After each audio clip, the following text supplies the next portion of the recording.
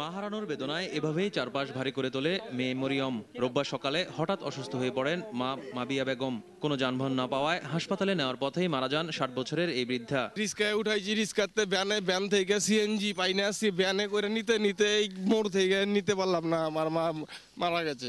বিরোধী দলের কর্মসূচি কেন্দ্র করে রাজধানী সহ সারা দেশে সরকারের অঘোষিত অবরোধে চরম দুর্ভোগে পড়তে হয় কর্মব্যস্ত মানুষদের। আইন শৃঙ্খলা রক্ষাকারী বাহিনীর বাধার মুখে রাজধানীতে ঢুকতে না পেরে ক্ষোভ প্রকাশ করেন অনেকে।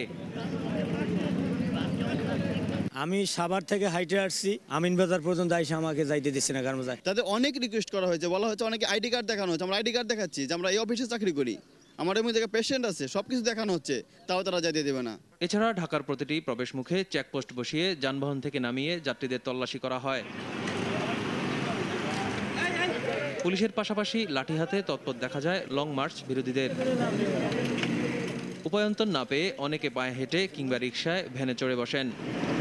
আমরা যারা সাধারণ মানুষ কাজ করে খাই সবচেয়ে বেশি দুর্ভোগের শিকার। দুঃখজনক, এটা হচ্ছে একটা গণতান্ত্রিক দেশে অগণতান্ত্রিক ব্যবস্থা। আমরা অসহায়, অসহায় কি করবো আমরা? সংবিধান কিসের জন্য, সংবিধান কার জন্য, এটাই বড় প্রশ্ন। সদরঘাট টার্মিনাল থেকে রোববার সকালে কয়েকটি লঞ্চ ছেড়ে গেলেও বাইরে থেকে আসেনি একটিও। এদিকে কমলাপুর রেল স্টেশনেও দেখা যায় ট্রেনের জন্য অপেক্ষমান যাত্রীদের চিত্র।